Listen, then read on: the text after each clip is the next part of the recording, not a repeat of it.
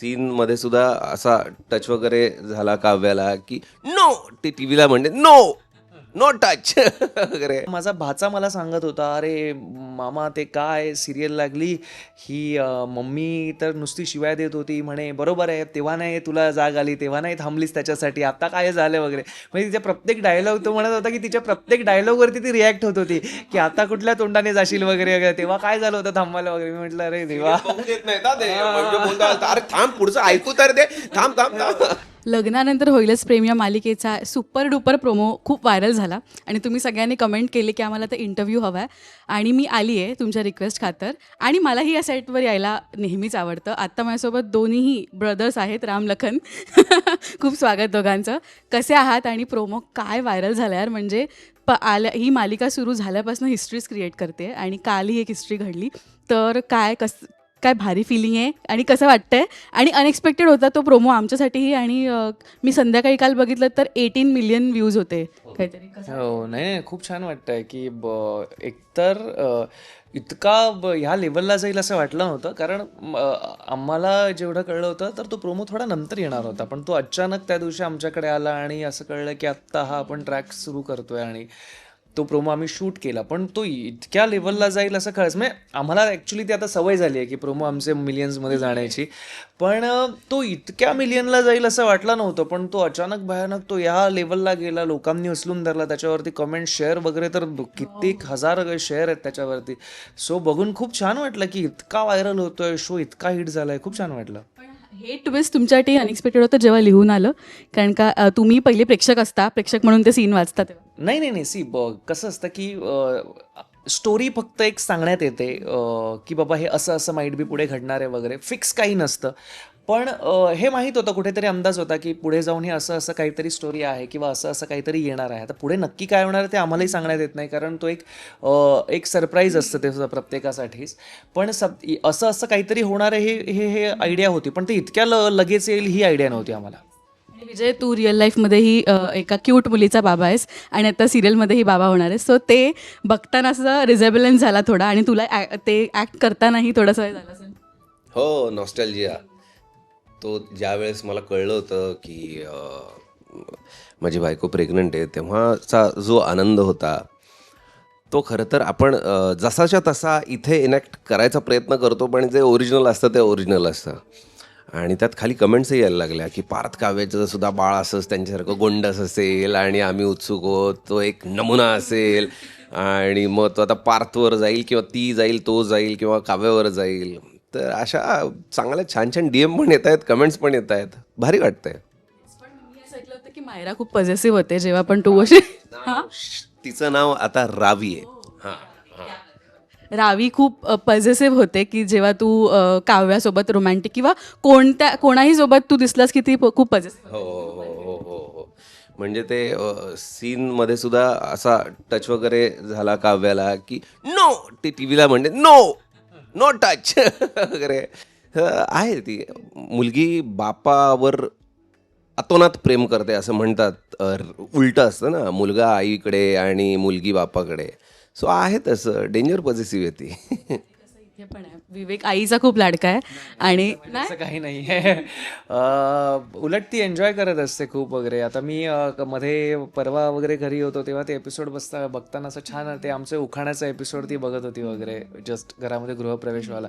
तर ती आपण मी नेहमी असं बघतो ना की ऑडियन्स केव्हा कनेक्ट झालं असं कळतं की जेव्हा तो त्या इमोशन्स बरोबर स्वतः वाहवत जातो सिरियलच्या. तेव्हा ती अशी छान हसत होती, मान वगैरे हलवत होती. तर मला कळलं की बाबा सगळं छान चाललंय, म्हणजे ऑडियन्स कनेक्ट होतोय.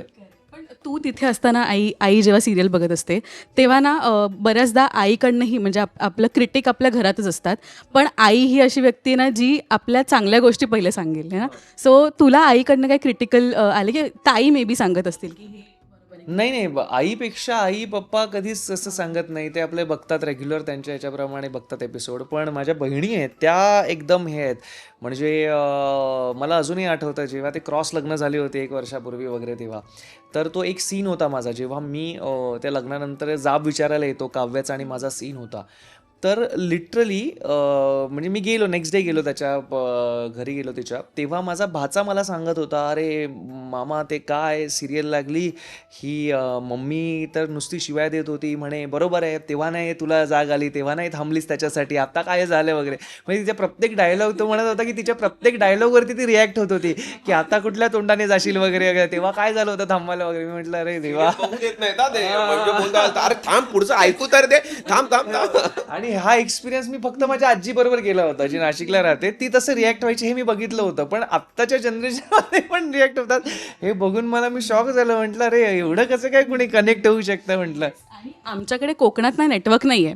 माझी आत्या आणि माझी कझिन, ती आत्याची मुलगी, ते इथे आल्यावर पूर्ण बॅकलॉग भरून काढतात. रात्री नाईट मारून हॉटस्टारवर सगळे एपिसोड्स बघतात. ते एक तुला सांगतो, शशांक सोळंकी जे आपले प्रोड्युसर आहेत त्यांची एक नातेवाईक आहे, ती कुवेतला असते, कतारला असते. तर कतारला तिने पहिला एपिसोड बघितला आणि 3 दिवसात 300 एपिसोड बघितले.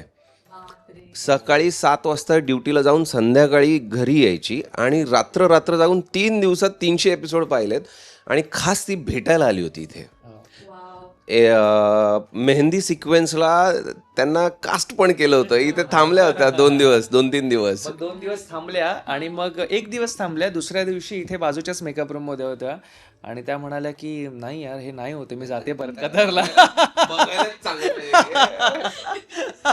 कसं तुम्ही 17 आणि 18 तास काम करतात म्हणे, माझ्याच्याने काय होत नाही म्हणे. एकदा ना म्हणजे खरंच कोणाला असं फॅन मीट केली पाहिजे आणि 18 तास तुम्ही थांबा सेटवर आणि बघा कसं होतं. पण येस, आता रम्याचं लग्नाचा एक वेगळा सीन सुरू आहे आणि आता मध्ये नंदिनीला वजन कमी करायचं, राईट? तू स्वतः किती फिटनेस कॉन्शियस आहे? विजयला तर माहिती आहे, अख्खा बास्केट आम्ही एक्सप्लोअर केला. पण तू सांग विवेक, तुला किती फिटनेस ची आवड आहे आणि तुला कितव्या वर्षी कळलं की नाही हे आपण जे करतो इतक्या वर्षात चुकीचं होतं, आता जरा फिटनेसकडे लक्ष दिलं पाहिजे? नाही, बेसिकली जिमिंग वगैरे तर मी जेव्हा 17-18 होतो तेव्हाच मी स्टार्ट केलं होतं. पण खऱ्या अर्थाने फिटनेसकडे लक्ष म्हणजे असं म्हणशील ना की खूपच फिटनेस फ्रीक झालो ते मी गेल्या 2-2.5 वर्षांपूर्वी झालो, जेव्हा मग मी बेअर बॉडी फोटोशूटही केलं. मी सलग शूट नंतर किती वाजता म्हणजे 7 ते 12ची शिफ्ट झाली तरी पण मी रात्री 12:30ला जिम जायचो, कारण तेव्हा त्या सिरियलच्या सेटच्या समोरच जिम होती माझी. सो अजूनही आता कालही रात्री आमचं 12 वाजता पॅकअप झालं, 11:30ला पॅकअप झालं, मी त्यानंतरही जिमला गेलो. सो आत्ता मी मिस करत नाही, मी आठवड्यातले 4 दिवस तरी मिनिमम जिम करायचंच हे ठरवूनच, मग ते कितीही वाजू दे काही होऊ दे. आणि डाएटवरती तेवढ्या गोष्टी मी डाएट फॉलो करतो वगैरे. असं नाही की मी अजिबातच ही गोष्ट सोडली आणि मी 2 वर्ष झाले 3 वर्ष झाले ती खाल्ली नाही आहे. जेव्हा मला क्रेविंग होतं तेव्हा अगदी मी भरपूर नाही का थोडी ती गोष्ट खातो, पण बाकी सगळ्या गोष्टींमध्ये मग दुसऱ्या दिवशी मी डबल वर्कआउट करतो. मग तेवढे कॅलरीज किंवा तेवढे फॅट्सही बंद झाले पाहिजे याच्यावर लक्ष देतो. म्हणजे आता पारच्या डोक्याचा ताप जाणार आहे, कारण का रम्याचं लग्नचा ट्रॅक येईल, ती लग्न करेल की नाही ही लांबची गोष्ट. पण विजय मला सांग, शाळेत किंवा कॉलेजमध्ये असताना कोणाचं असं जमून द्यायचा प्रयत्न केला आहे ग्रुपमध्ये किंवा असं एक मध्य असतो ना आपण की? कॉलेजमध्ये नाही, मी आपणच इंटरव्ह्यू केला आहे हा. मी वकील असल्यामुळे तर माझ्या मित्राला लग्न करायचं होतं, तर त्याने पळवून आणलं. बरं, 1-2 स्टोरी आहेत. एकाने पळवून कसं, अमित नाव आहे त्याचं, तिला फिरायला नेलं. हे यांचा ग्रुप होता, 3 मित्र आणि ती, असे चला फिरायला जाऊ हे, आणि ती दुपारी झोपली इथे आणि संध्याकाळी सांगितलं होतं 6 वाजेपर्यंत मी घरी येते. ही झोपली, ह्यांनी उठवलंच नाही तिला. डायरेक्ट गेले गोवा.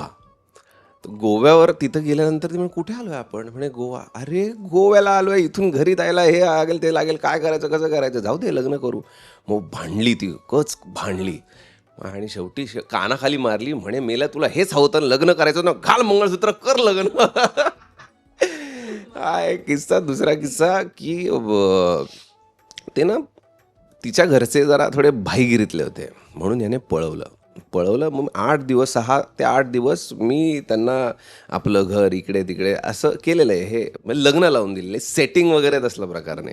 सो मला असं वाटतं की आता तुम्हाला सीनही करायचा आहे आणि गप्पा तर आपल्या संपणार नाहीत, कारण का प्रेक्षकांना तुमच्यासोबत गप्पा कितीही मला तरी कमीच वाटतात. But thank you so much guys आणि ऑल द बेस्ट. मस्त मस्त ट्विस्ट येत आहेत, ते आम्ही एक्सायटेड आहोत बघायला. So thank you so much. Also प्रेक्षकांना थँक्स काय बोलायला आवडेल कारण की इतकं प्रेम देतात प्रत्येक गोष्टीवर. आणि लालबागची जी वरात होती ती तर अजूनही गाजते, ते अजूनही रील्स व्हायरल होतात. हो नाही अरे काय आता काय अजून काय मागायचं प्रेक्षकांकडे, एवढं तर प्रेम देत आहेत, इतका शो हिट झालाय, सगळे रील्स व्हायरल होत आहेत, प्रोमोज व्हायरल होत आहेत, सगळं छान देत आहेत. मी तर म्हणेन असंच प्रेम करत राहा बस. हां सेम असंच आमच्यावर सदैव प्रेम करत राहा एवढीच अपेक्षा. Thank you guys, thank you. थँक्यू.